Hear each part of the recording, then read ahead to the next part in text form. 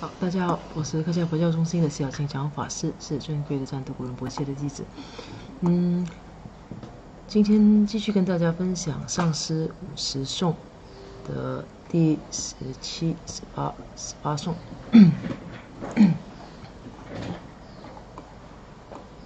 之前上一次就是之前前几次我们有特别的就针对就是如何去避免对上师表示不敬，就做了相当多的一个解释。那接下去呢，就最开始就跟大家分享，应该如何培养对上师的一种恭敬。那培养对上师的恭敬总共分成8种方式，一个就是我们用供养供品，另一个是把上师视为佛，另外一个是完全跟从上师的话去做。那接下来就是照顾上师以及他的物品和眷属等等。第5个呢，就是去净化我们的一些世俗的一些行为。第6个呢，就是要供养我们的身语意。第7，把我们自己的我慢断除掉。那第8个呢，我们不能够依据自己本身的做法来我行我素。那这个是对上师表现恭敬的一个八个部分。那接下去呢，所以逐渐一个一个的跟大家就逐渐具体的去解释和分享，就根据这本书具体的解释该怎么做。比如说供养应该怎么做供养，供养的内容是什么东西。那这关于供养供品呢，又分成4个部分。第四个部分分别是一个就是如果我们对上师表示不恭敬了，那我们应该怎么去清净我们的罪过。因为为了这样子，为了清净自己对上师不恭敬的罪过而做的供养是第一个。那第二个部分就是说我们要供养自己所拥有的一切。第3个呢，解释了这以上2个他所这么做的一种合理性。那第4个呢，就包括就是如何去守护我们每天的一个誓言的一种方式。那在第16集。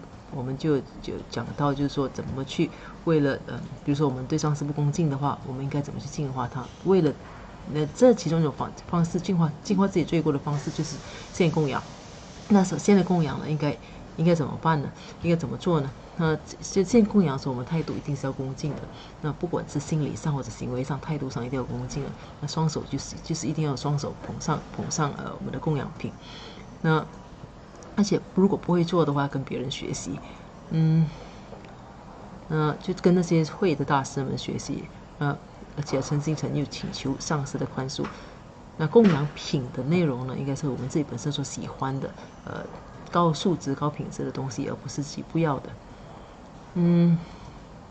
那接下去呢，讲到就是我们讲第17种，就我们应该供养自己本身所有的一切，所有的一切是什么东西？就是我们最在乎的。当然，最一般人所在乎的就是自己身边的亲人啊、妻子啊、儿女啊、丈夫啊，这些是我们要供养的。就是我们都如果有必要的时候，连这些东西我们都可以去放弃的。那就是说连生命呢，有必要的时候，我们连生命都必须要有这样子的一种心理，连生命都愿意放弃。其实并不是说你要放弃，就真的要去放弃生命，而是有这样子的一种心理，去随时愿意放下。为了怎么说呢？为了上师，我们是愿意做到这一个地步的。那如果我们看看过去的大成就者们的故事呢，其实这样子的故事其实是相当常见的。那其实上师是真的要我们的生命吗？其实并不是，只不过是他其实主要要断除的很多东西，是我们对于某一些东西，对我们所执着的一些事物，对我们自己本身的执着的一种就是一种它算是一种无知，就是对这些就是一直在变化的一些事物，对于无常的事物的一种无知的执着。上师其实要破除这些东西，并不是真的要你把自己的生命给断送，或者真的要你把你的妻子儿女是把它贡献上去，并不是这一个意思。那这里说的是，如果妻子儿女都愿意奉献上去的话，那个何况是财富？其实财富相比之下的财富是最不重要的。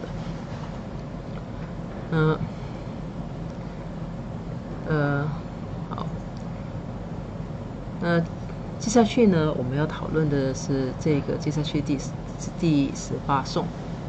第18颂在这里给大家看一下这个，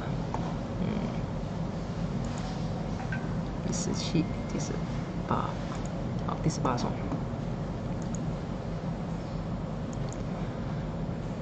The correctness of such offering, the validity of making such offerings， 就是这么样供养的一种合理性。Now we go into the details of the validity of the second offering to prove that it is not meaningless, carries a profound meaning and was propounded by Vajradhara。现在我们即将进一步讨论，就是我们做供养的一种合理性，去证明它并不是没有意义，而反而是具有很深刻的意义的。这些呢是金刚总师自己所提出来的。第18颂。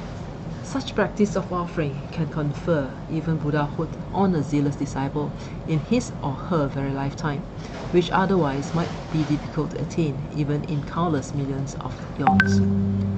第18颂呢，是就是我们在屏幕上看到着，为此无量亿劫时，其为稀有难得之，无上成就正不达，勇猛修习此生的。那这个呢，解释成就是很白话呢，它的意思就是，我们这样子的一种供养，做供养的一种修持法门呢，它能够让一个就是很积极精进的弟子，在一生人之中就能够修得佛果。而这种在一般情况下呢，就是我们即使是经过无量亿劫，都很难得到这种成就的。但是如果说一个弟子能够积极去对上师做出供养的话呢，他其实在这一辈子就有可能修得佛果。那具体 ，the validity of making such offerings is that the pure abode of enlightenment, which is very difficult to actualize, no matter how many eons we try, can be achieved within the 100 years lifespan of the degenerate age by the pure cultivations of a Vajraguru。然后做这种供养的一种合理性在于，如果说身在末法时期的我们能够跟我们的金刚上师建立很纯净的关系的话，就是上师弟子之徒之间纯净的关系的话，我们就有可能在就是我们所在世的100年之间呢，就达到证悟的一个佛果。那正常情况下，就无论我们多努力多少个劫，都很难达到的。那这里讲的合理性就是说，为什么我们就是我们之前如果说有些人觉得，为什么要做这么多供养？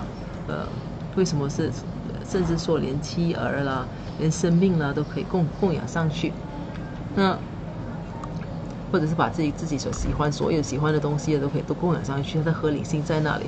那这里讲它解释它合理性的就是说，你这些供养其实是一点都不太多也不过分的，因为相比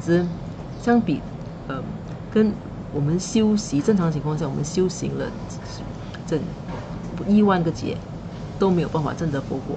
但是如果说我们真的是发自内心的很谦敬的对上师做出供养的话呢，我们有可能在这一世就能够修得佛果，所以这是非常合理的。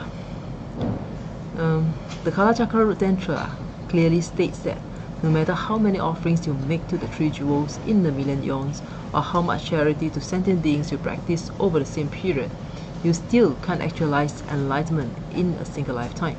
But if you cultivate pure Guru devotion without transgression, you can actualize enlightenment in a single lifetime of this degenerate age. 那十轮根本序呢，有很清楚的说到，就是这一点。他说，无论你在这个万亿劫之间，你对三宝做出了多少供养，或者说你在同一个时期内，就是对众生做了多少次的一些帮助或者福利的工作，你依然是没有办法在一世之间就取得证悟的。但是如果说你能够培养纯净而且不退转的上师依止心的话呢，你却有可能在这个末法时期，在一世人之间就取得证悟。所以这个十轮根本叙事再次强调，就是说对上师如果能够真心依止的话，它的怎么说呢？它的作用有多大？那能够用心依止上师的话，这里强调了很多次，我们之前好几个集友都已经强调了。如果我们能够全心全意、建立很纯净的一种师徒关系的话，就是对上师依止是180%的话，那极有可能是在一时之间就能够取得证悟的。那如果说没有的话呢，基本上要成佛，大家要知道是经过无量亿劫，其实都未必能够成佛的。那这样子是这第18集颂的第18颂的意思。接下去谈到第19颂 ，How to cultivate pure words of honor every day。那我们守护每日的誓言的方式。第19 ，Always keep your words of honor. Always make offerings to the enlightened ones, and always make offerings to your guru, for he is the same as all the Buddhas. 中文是永久善护其身世，永久供养诸如来，永久供养阿舍利、咕噜等同一切佛。说要时常去遵守你的誓言，要时常对证悟者做供养，而且要时常供养上师，因为上师跟众佛其实是一样的。那这个第19颂它的意思是这样。There are several points here, so we'll take them one by one. 这里呢有几个重点，所以我们会逐一的去介绍它。Always abide by your words of honor means that your first word of honor to the Guru who gave you the initiations of the certain deity is to always abide in that deity's yoga. 那时常遵守，我们之前提过这个时常遵守你的誓言。那它的意思是，你给予那个传授给你某个本尊灌顶的上师的第一个誓言，就是会永远去驻守在那个本尊的瑜伽里。那也就是说，你就是当你的上师给了你某个本尊的灌顶之后，你所给他的，你所为他许下的第一个承诺和第一个誓言，你就是会一直在做这个跟你的本尊没有分别的一个修持。Always make offerings to the Buddha means always make offerings to the Buddhas, like Vajrasattva's and so forth. In order to complete the accumulations of merit, there are 4 types of offering: external, internal, offering of suchness, and secret offering. And you should constantly make these offerings, visualizing them as extensive as space itself, and thereby complete your accumulations of merit. 那时常做供养呢？时常供养诸佛，它的意思是时常供养包括金刚萨埵在内的众佛。那这样做的目的其实是为了能够让我们累积圆满的资粮。供养其实分成4个部分，这里说有分成外供、内供、正如供和密供。那我们还要时时常常去做这样子的供养，而且要把他们观想像虚空般那么的一个广大，而且并从这样子的观想里呢累积圆满的质量。这样子讲的就是我们一般讲的功德的意思。Always make offerings to your guru means always make offering to your guru because as an object of accumulating merit, he is like all the Buddhas. 时常供养上师的意思，指的就是我们要时常对上师做出供养，因为他就同众佛一样，是我们累积资粮的对象。那这是第19颂，19颂就是我要叫我们时常记得我们对上师许过什么承诺，那时常要记得要对上师或者对三宝做供养。那这里提到，就是当你接受灌顶的时候，你给上师的第一个誓言就是你会永远就是会继续会做这个本尊的修持。那供养诸佛的意思呢，只是供养，所以这讲的就是真的是诸佛，就是所有的每一位佛。那而且在供养的时候，你要不断的想象，把这些供养想得越广大越好。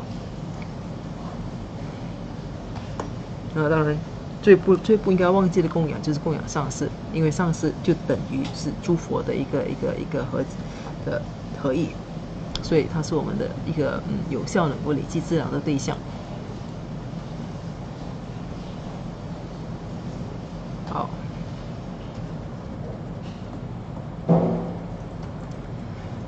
第20 ，Those who wish to attain the inexhaustible state of Buddha's wisdom body should give to the Guru whatever they themselves find pleasing, from the most trifling objects to those of less quality. 第20颂呢是有心要得无尽成，所有最上诸珍玩，上师心中欢喜物，常时诚心而奉献。我的意思呢是，那些想要得到一些源源不绝的一个佛的智慧身的人，应该向自己本身的上师提供自己所喜欢的任何东西，从最琐碎、最细微的东西，一直到最品质最佳的东西，就是都概括在内。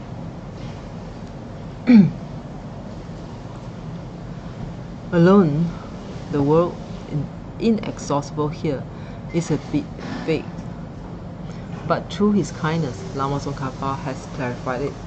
It means that we'll achieve the Dhammakaya, which is as inexhaustible as space, infinite.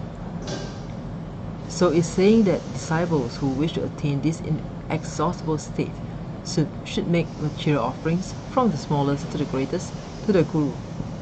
Furthermore, the Guru, in order to help dissipate the disciples' craving desire, should accept these things.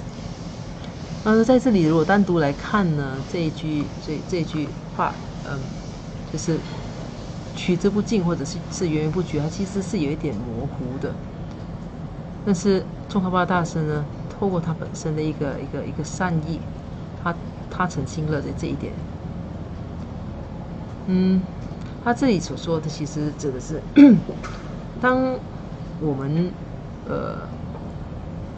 们将能够实现或者是证得像虚空一样无边无际的一个法身的意思。所以他这里说的是，如果一个弟子想要成就这种不断的不绝的一种状态，如果有这样子的一种意愿的话，有这样子的想法的话，那我们应该就很勤的去做各种供养，从最细碎、最细碎、最琐碎、最小的物件，一直到最珍贵、最伟大的物品等等，我们都应该把这些东西献给我们的上师。而且作为上师的，为了要去消除就是他的弟子们的一种就是欲望，我们上师呢，是上师就应该去接受这些供养。所以他这里说，宗喀巴大师说，就是我们就是即将会去实现跟虚空一样无穷无尽的一种法身状况。所以呢，如果我们希望能够达到这样子的一种状况的话呢，我们应该就是做很大量的供养，从最小到最大的物质，我们都应该把它供养给我们的上师。而且呢，作为上师的，他为了要去除掉或消除掉弟子的这种欲望的话呢，上师应该去接受弟子所做的供养。所以这是第20。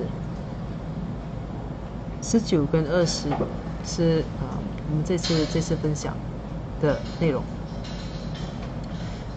总结一下，就是19呢，就是叫我们常常记得我们的誓言，要时常记得我们对上师所做出的一些承诺，一些常常记得做供养，因为上师就是诸佛的一个化身，这我们累积资粮的一个对象。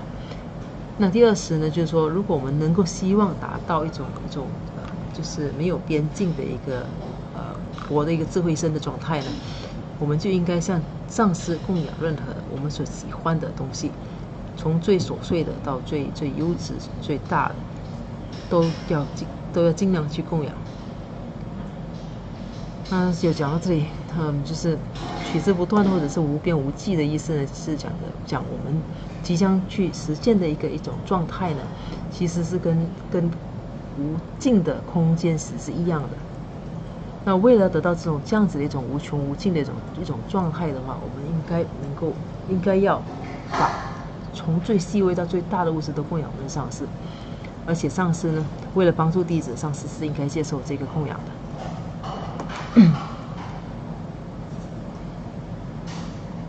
好，这个好，接下去呢就是第21颂。Giving to a guru is the same as making continual offerings to all the Buddhas. From such giving, much merit is gathered. From such collections comes the supreme powerful attainments of Buddhahood.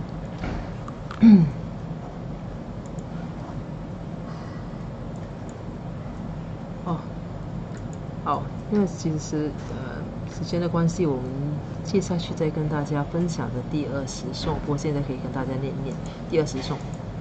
20颂呢，讲的是施供金刚阿舍离永失所有不达等，所以此事不得能得金刚乘。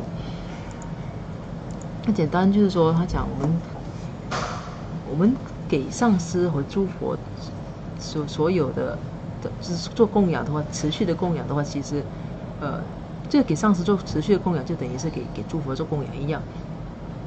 从这样子的一种供养呢，我们就累积很多功德，而从这样子的累积功德呢，我们最终能够得到很大的一个修行成就，也就是佛果。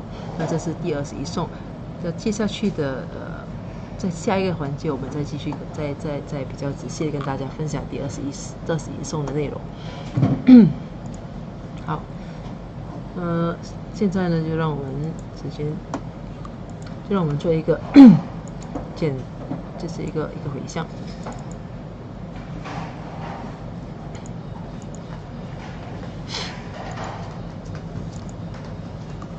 如宝珍贵菩提心未生出者，愿生出；已生出之菩提愿，岂不退转，便倍增长。如宝珍贵之空性未生出者，愿生出；已生出之空性宝，岂不退转，倍增长。愿使修一切功德，利益所有众生诸法弘，显明至尊善慧明生师，所摄佛法信要诸圣教。唯愿世世不离真上师，唯愿随时享有圣真法，并于地道功德圆满后，迅速证得金刚持国。愿我生死善根力，速即成就上师佛，一切众生尽无余，悉令安置是佛地。愿弘扬中他巴，法王正法理则记，则悉障碍之征兆，一切顺缘悉圆满。我及他人之三世，一子相属二之意，祈愿善慧名称佛，教法有助甚增长。昼夜吉祥，夜吉祥。愿昼吉祥，夜吉祥，昼夜60恒吉祥，一切时中皆吉祥。我愿三宝常摄受。至尊上师身受永稳固，妙善法业普及遍十方，上业教法举光照三域，众生未尽，其行恒常住。好的，谢谢大家。